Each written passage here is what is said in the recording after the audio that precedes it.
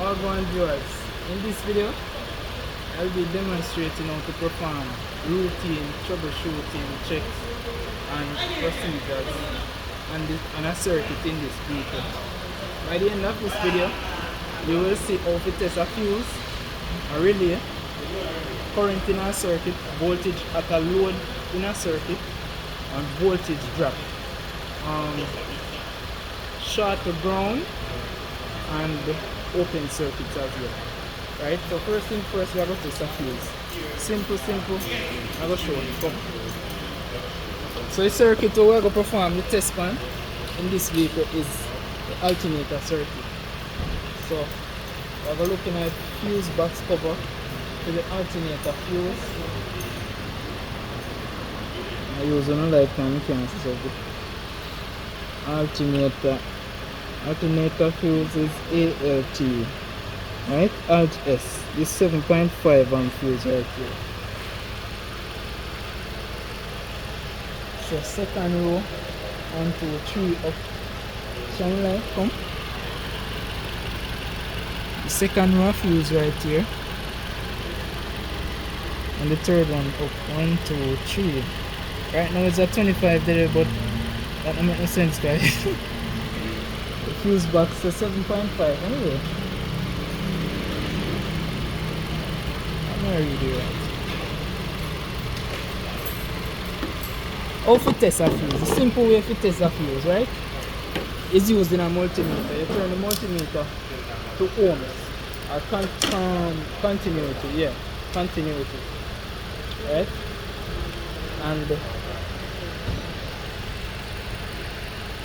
you just use the two leads on the multimeter. Just touch the fuse. Touch the fuse where you want this. The fuse have two exposed pins where you can touch. And just listen if the multimeter beep. Show the multimeter. Put the phone up to the multimeter. OL means the fuse blow, and if the multimeter beep and you get a reading, that means that the fuse is good.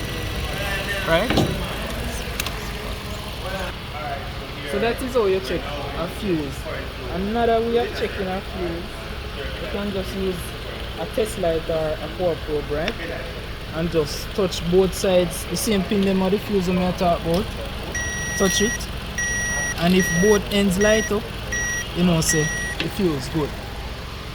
So we're going to test a relay now. Next thing we're going to test is a relay. I'll just use a random relay. So this is a basic 4-pin relay. 2 pins. You have one live and grounds, one from the switch and one to the load. Right? Pause.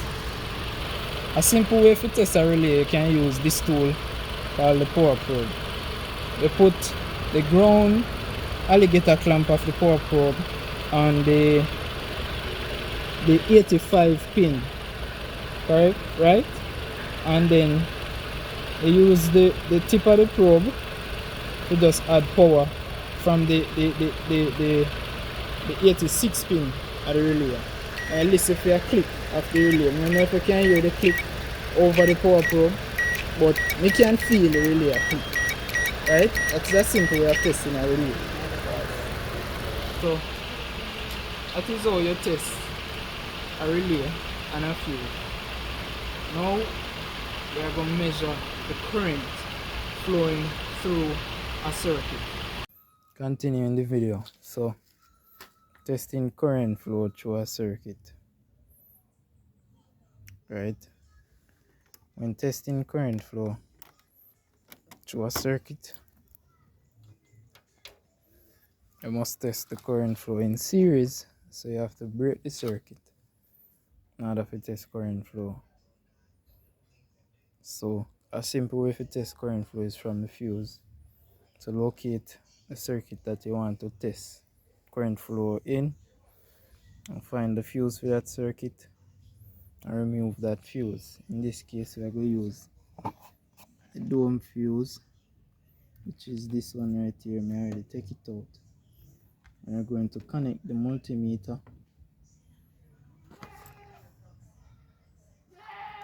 to each pin inside the fuse box.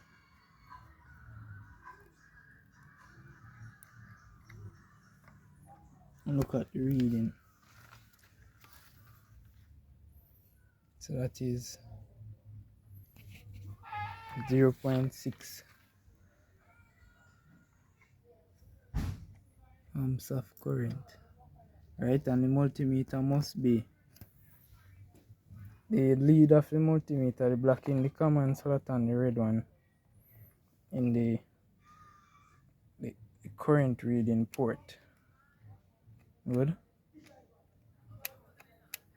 So that is how you test current flow through a circuit. So now we're going to test for voltage at a load. I use the dome light for an example, right? So you're going to locate the power and ground in the points of the circuit. So right here we have power, and here we have ground, which go to the switch. If you look at the multimeter, you can see that we have 12.5 volts. So that is how you test for voltage at a load. So now we are going to test for short to ground. We are going to enter to ohms, like so, to ohms, and we're going to, a short to ground test is basically to see if there is power and ground coming in contact with each other, right? So we're going to probe back the power part of the circuit and touch the ground side, and if the multimeter beep like it a beep now, we know that there is a short that is connecting power and ground. So we're going to touch power and touch ground, and if you look at the meter, there is no beeping, and the meter is still reading and open, so there is no short to ground in this circuit. Next we're going to do a open circuit test, right? So when you're testing for an open in a circuit, you are looking at a point in the circuit where there could possibly a break in the circuit, right? So in this open circuit test, we're going to test to see if the bulb is blown or not, aka if the bulb is blown, then the circuit is open. If the bulb is not blown, the circuit is closed, right? So in testing for the opening bulb now, we're just going to probe one end of the bulb, the power side and the ground side, and the multimeter should beep if the bulb is good and should not beep if the filament in the bulb is blown. Pause. So next we're going to do a voltage drop test. Ideally you do a voltage drop test from the battery to the load, but them lead up on the meter not long enough. So we're going to pretend say battery right side battery, because by right battery voltage, battery positive is coming from here, right here. So we're going to probe first. We're going to do positive voltage drop. There should be a voltage drop of no more than 250 millivolts on the positive side and 500 on the negative side. So with the multimeter set to DC volts, 20 DC volts, the circuit must be closed and current must be flowing through the load.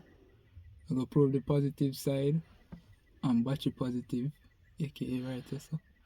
And you should not get more than 250 millivolts on the multimeter. Same goes for the negative side. We probe negative at the battery and negative at the load, and should not be greater than 500 millivolts. Stop. So now we are going to conduct a voltage drop test, right?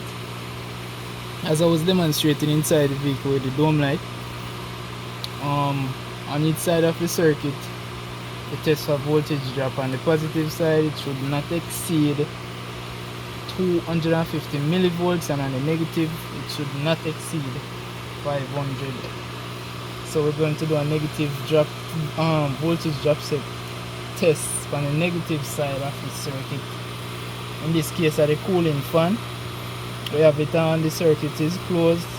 I will probe battery negative and the negative pin of the fan.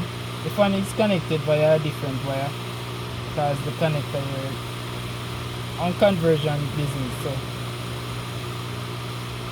battery negative side of the circuit, and if you look at the meter, we have 0.09, that is 90 millivolts, right? On the positive voltage drop, the probe battery positive on the positive side of the circuit, and we have 0.37. I think that high, but that is how you conduct a voltage drop test.